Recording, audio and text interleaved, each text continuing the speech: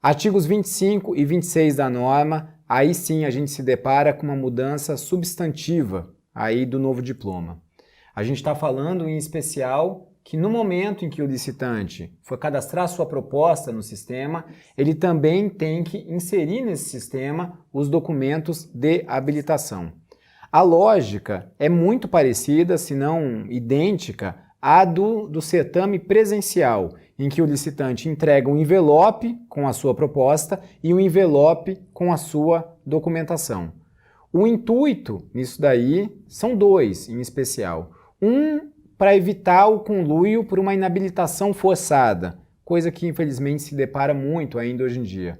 E o outro motivo é para evitar um protelamento, uma postergação da sessão quando, de repente, a gente tem um vencedor que precisa encaminhar os documentos de habilitação e fica naquela demora, naquela situação. Andréa, a gente está falando aqui, então, especificamente do caput do artigo 26. O envio agora é concomitante, certo?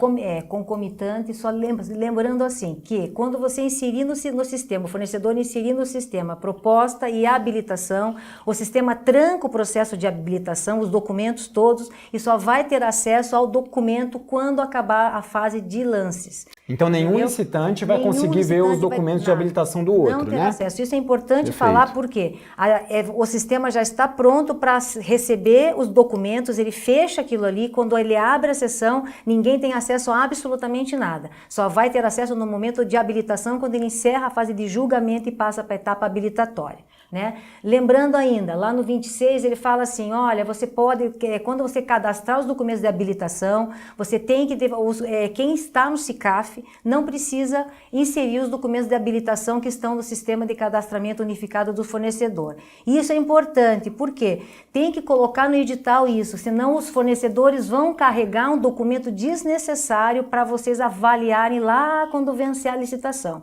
Então é desnecessário. Então tem que colocar no edital, deixar expresso que os documentos de habilitação que estão no SICAF, quando utilizar o sistema SICAF, lógico, a gente não há necessidade de estar com esses documentos lá. Só carrega para o sistema com a proposta os que estão apartados, lembrando, do 27 ao 31 da 8666, que o SICAF carrega toda a habilitação da 8666. Uma outra coisa para falar também, e aí você me corrija, é que uma vez que eu, licitante, eu cadastrei minha proposta, e cadastrei meus documentos de habilitação lá, eu posso substituí-los, até a data, até o momento da abertura da sessão pública. Pode. Então, se eu cadastrei um atestado de capacidade técnica lá, vi que estava errado, não estava atendendo ao edital, eu posso trocar esse atestado até antes da abertura da sessão.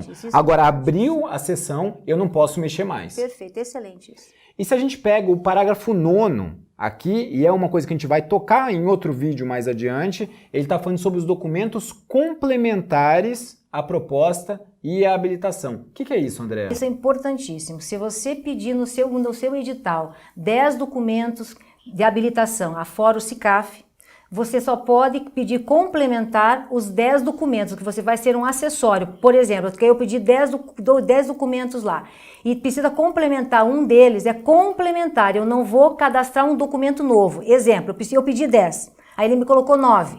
Se colocou 9, ele vai ser inabilitado. Eu não tenho que pedir complementação de documento novo. Não existe complementar do novo. Eu só posso complementar o que eu pedi. O que já existia no sistema, Exatamente. Isso é importantíssimo. A gente não permite o decreto hoje complementar documentos novos, que não é complementar. Eu vou complementar uma informação de um documento que já está inserido no sistema. Exemplo, eu pedi um documento de uma declaração de 1/12 dos contratos lá que ele fez com a administração e não compromete o patrimônio líquido. E você descobriu no decorrer lá que tem uns contratos lá que compromete o patrimônio líquido dele e ele vai ter que fazer, aí você vai ter que fazer uma diligência, ele vai dizer para você, olha, mas eu já estou encerrando o contrato aqui daqui a 60 dias. Aí você pode fazer uma diligência, ele vai complementar a informação e você habilita a pessoa. Agora, é complementar a informação. Não dá para você inserir documento novo. É quase sempre em termos de uma diligência, Pode ser em termos de habilitação, mas tem inclusive com relação à proposta. Por exemplo, quando ganhou a empresa essa complementação é sempre da empresa que naquele momento ela está como vencedora. Então, você vai atrás e fala assim, será que esse produto realmente atende o edital? E você pode pedir para a empresa, por exemplo, um catálogo do produto. Um folder. Né? Um folder, alguma coisa que tenha especificação técnica e que te mande. Então, acho que tá muito correto, né? É uma complementação de algo, eventualmente, que já foi informado ou já existe no sistema. Então, acho que é isso, né, André? Tem algum ponto a mais? Parágrafo 7º, que é a ordem de classificação de propostas. Sim. Ele é um dispositivo importante, por quê? Porque eu tenho a abertura da minha licitação até, no mínimo, 8 dias úteis. Então, o fornecedor tem a chance de, nos 8 dias, né, que antecedem a abertura, e cadastrar as propostas e tanto documento de habilitação. Ou seja, se eu vou abrir dia 8, hipoteticamente, eu cadastro no primeiro dia proposta e habilitação. Posso no terceiro dia fazer a mesma coisa, tirar minha proposta, ajustar e colocar no sistema outra vez, inserir no sistema. Aí no quinto dia eu falo assim, nossa, errei um negócio lá, vou tirar de novo. Ou seja, vou falar uma palavra aqui e vou explicar o que é. Ela é neutra, não é neutra de valor e nem da atributo da habilitação, não é isso. Ela é neutra em ordem de cronograma de hora, ela não tem ordem de chegada. Então, se eu sou um licitante, cadastrei minha proposta no dia 1º, valor X. Perfeito. Você é outra licitante, eventualmente colocou o mesmo valor X no dia 5, não é essa data que vai dar um desempate entre a gente. Porque eu dou oportunidade que o fornecedor ajuste a sua proposta e documentos da habilitação. Porque Perfeito. só vai começar a contar prazo a partir do dia 8, quando se encerra o sistema, ele não tem chance de cadastrar as propostas mais. Ou seja, por que é importante dizer isso? Ele é muito importante porque há muito tempo atrás a gente está sofrendo com isso. O que acontece quando eu tenho as propostas cadastradas e não há lance? Então, como é que tem? Ela tem uma ordem de chegada? Não, porque o próprio decreto, desde o 5.450, já dizia assim, olha, eu posso tirar a proposta a qualquer tempo e inserir até o momento de abertura da licitação. Ou seja, se ela vai abrir às 9 da manhã, eu posso colocar 1 minuto antes. Então, eu não tenho ordem de chegada. Eu tenho ordem de valor e preponderância do atributo do que eu tenho lá enquanto fornecedor.